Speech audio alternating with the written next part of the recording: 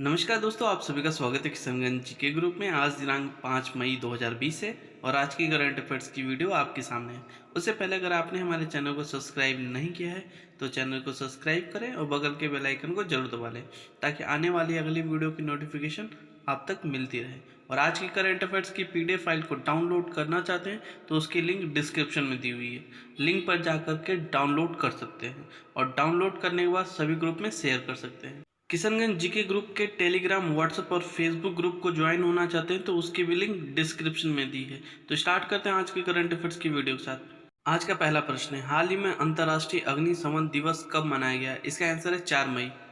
बात करते हैं अंतर्राष्ट्रीय अग्निशमन दिवस, इसी को इंग्लिश में इंटरनेशनल फायर फाइटर डे कहा जाता है। यह हर साल 4 मई को मनाया जाता है। इसकी शुरुआत 1999 में हुई। 1999 के पहले 2 दिसंबर 1998 को ऑस्ट्रेलिया की झाड़ी में आग लगी थी और इसी दौरान अग्निशामकों की 5 लोगों की मौत हो गई थी और इसी वजह से इस दिवस को मनाया जाने लगा। पहली बार इस दिवस को 1999 में मनाया गया। इस दिवस का मनाने का मेन उद्देश्य है फायर फाइटर के कार्यों के बारे में लोगों को जागरूक करना और उनके कार्यों की प्रोत्साहन करना। अगला प्रश्न देखते हैं, हाल ही में पद्मश्री से सम्मानित के.एस. निसार अहमद का निधन हुआ, वह कौन थे? इसका आंसर है, वे प्रसिद्ध कवि थे। अब बात करते हैं प्रसिद्ध कवि के.एस. निसार अहमद। ये कन्नड़ भाषा के प्रसिद्ध कवि थे और इनको नित्योत्सव कवि के नाम से लोकप्रिय थे। इनका जन्म 5 फरवरी 1936 में हुआ था और इनका जन्म स्थान कर्नाटक के देवलहल्ली ग्राम में हुआ था। अब बात करते हैं इनको कौन कौन सा पुरस्कार दिया गया था। इनको 1981 में राज्योत्सव पुरस्कार से सम्मानित किया गया था, 2008 में पद्मश्री सम्मान से पुरस्कारित किया गया था और 2017 में पंपा अवार्ड कर्नाटक के सर्वोच्च साहित्य पुरस्कार से सम्मानित किया गया था। दोस्तों, आज के वीडियो का टारगेट है 100 लाइक्स, 100 कमेंट एंड 100 शेयर का, ताकि और भी अच्छे कंटेंट्स और भी अच्छे क्वेश्चन मैं हमेशा वीडियो में ला सकूं, ताकि आपके आने वाले एग्जाम की तैयारी बेस्ट तरीके से और आने वाले किसी भी एग्जाम में अच्छे नंबर से आप पास होके। बस आपको ये काम करना है, इस वीडियो को ज़्यादा से ज़्यादा शेयर करें, लाइक करें, कमेंट्स करें। अगला प्रश्न देखते हैं, हाल ही में राष्ट्रीय स्वच्छ गंगा मिशन और किसके साथ मिलकर नदी प्रबंध पर भविष्य पर आइडियाथॉन का आयोजन किया है? इसका answer NIUA, national institute of urban affair के साथ आयोजन किया। अब बात करते हैं आइडियाथॉन की। इसका विषय है नदी प्रबंध का भविष्य। इसका वेबिनार आइडियाथॉन है। ये अब बात करते हैं केंद्रीय जल शक्ति मंत्री कौन है, तो वो गजेंद्र सिंह शेखावत है। इसका मेन उद्देश्य है कोविड-19 जैसे संकटकालीन में भविष्य में नदी प्रबंध रणनीति बनाना। अब बात करते हैं NIUA, national institute of urban affairs. इसकी स्थापना 1976 में हुई। इसका मुख्यालय नई दिल्ली में। अब बात करते हैं NMCG, national mission of clean Ganga. इसको हिंदी में राष्ट्रीय स्वच्छ गंगा मिशन कहते हैं और ये जल शक्ति मंत्रालय के अंतर्गत आता है। अगला प्रश्न देखते हैं, हाल ही में किस राज्य सरकार ने राज्य के सभी नागरिकों को मुफ्त इलाज करने की घोषणा की है? इसका आंसर महाराष्ट्र सरकार। अब महाराष्ट्र सरकार ने घोषणा की, तो बात करते हैं महाराष्ट्र के मुख्यमंत्री उद्धव ठाकरे, राज्यपाल भगत सिंह कोश्यारी, राजधानी मुंबई। अब बात करते हैं इस आवेदन की। इस आवेदन के लिए राशन कार्ड और निवास प्रमाण पत्र रहना अनिवार्य है। इसमें आवेदन वही लोग कर सकते हैं जो राज्य सरकार के कर्मचारी हों या अर्ध सरकारी कर्मचारी हों या फिर सफ़ेद राशन कार्ड धारक हों। इस योजना को महात्मा ज्योतिबा फुले जन आरोग्य योजना के अंतर्गत लाया गया है। इस योजना की घोषणा मुख्यमंत्री उद्धव ठाकरे ने की है, जिसमें से राज्य के 100% आबादी का मुफ्त में इलाज किया जाएगा। अगला प्रश्न देखते हैं, हाल ही में किस बैंक ने हैशटैग हम हार नहीं मानेंगे सॉन्ग को जारी किया है? इसका आंसर है HDFC बैंक। अब इस सॉन्ग को HDFC ने जारी किया है, तो बात करते हैं HDFC बैंक की। इसकी स्थापना 1994 को हुई। इसका मुख्यालय मुंबई महाराष्ट्र में है। इसके प्रबंध निदेशक आदित्य पुरी हैं। अब बात करते हैं हम हार नहीं मानेंगे सॉन्ग की। इसको गाने का बोल दिया है प्रसून जोशी ने और गाया है AR रहमान ने। अब इस गाने को सोशल मीडिया के माध्यम से साझा किए जाने पर जितनी बार साझा किया जाएगा उतनी बार यह बैंक PM केयर फंड में 500 रुपये का योगदान करेगा। इसका मेन उद्देश्य कोविड-19 महामारी के कारण देश में लागू राष्ट्रव्यापी लॉकडाउन में आशा को बनाए रखने के लिए। अगला प्रश्न देखते हैं, हाल ही में राष्ट्रीय e commerce market place Bharat market किसके द्वारा लॉन्च किया जाएगा? इसका आंसर है CAIT के द्वारा, confederation of all Indian trades के द्वारा। अब बात करते हैं CAIT के बारे में। इसका full form confederation of all Indian trade, Hindi में अखिल भारतीय व्यापार परिसंघ। इसका मुख्यालय नई दिल्ली में है और इसके वर्तमान अध्यक्ष BC भाटिया हैं। अब बात करते हैं राष्ट्रीय commerce market place Bharat market. यह मार्केट खुदरा व्यापारियों के लिए को एक साथ जोड़ने के लिए बनाया जा रहा है, जिसमें से पूरे देश में 95% लोग खुदरा व्यापारी हैं। अब बात करते हैं, ये 2020 तक 1 करोड़ खुदरा व्यापारियों को जोड़ने का लक्ष्य रखा गया है। अगला प्रश्न देखते हैं, हाल ही में मंगल हेलीकॉप्टर इगेन्यूटी नाम रखने वाला कौन सा स्पेस एजेंसी बना है? इसका आंसर है नासा। अब बात करते हैं नासा की। नासा का full form national aeronautics and space administration.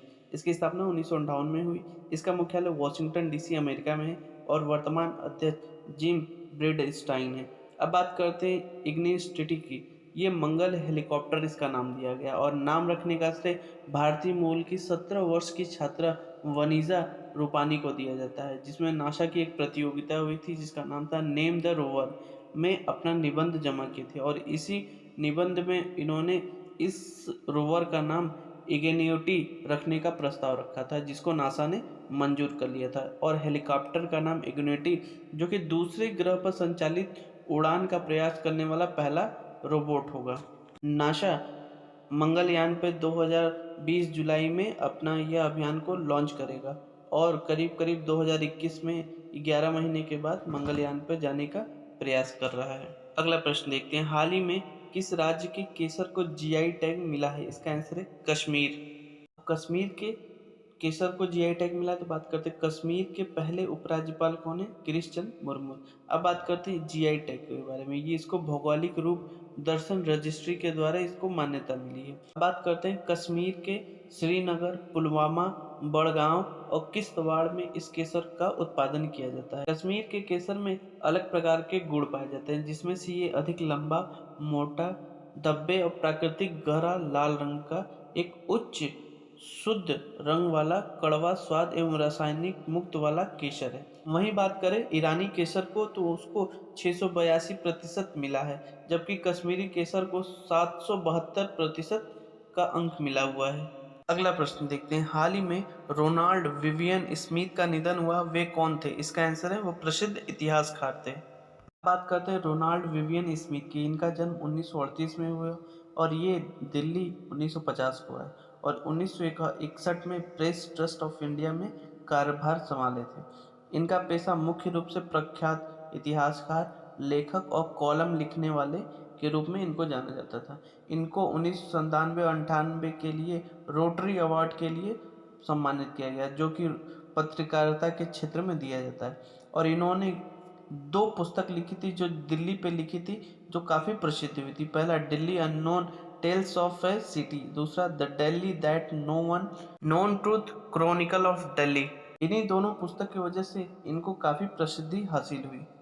अगला प्रश्न देखते हैं, हाल ही में किस देश में कोविड-19 के चलते गेंद को चमकाने के लिए लार के इस्तेमाल पर प्रतिबंध लगाया है? इसका आंसर ऑस्ट्रेलिया।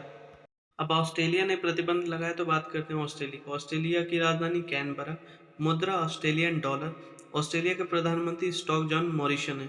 अब बात करते हैं, इस पर प्रतिबंध लगाया है और परामर्श IAS Australian institute of sports की सहायता और सलाह के बाद लगाया गया है। इसका मेन उद्देश्य है कोविड-19 वायरस को फैलने से बचाने के लिए। इसका रोक लगाने पर गेंद पर साइन लाने के लिए लार और पसीने के इस्तेमाल पर बैन लगा दिया गया है। अगला प्रश्न देखते हैं, हाल ही में विश्व प्रेस दिवस कब मनाया गया? इसका आंसर है 3 मई। अब बात करते हैं विश्व प्रेस दिवस, और इसी को विश्व प्रेस स्वतंत्रता दिवस मनाया जाता है और ये हर साल 3 मई को मनाया जाता है। इस दिवस को मनाने का मेन उद्देश्य सभी पत्रकारों को श्रद्धांजलि दी जाती है, जिन्होंने जनहित के लिए पत्रकारिता के क्षेत्र में अपनी जान गंवाई। मनाया जाता है यूनाइटेड नेशन संयुक्त राष्ट्र के द्वारा।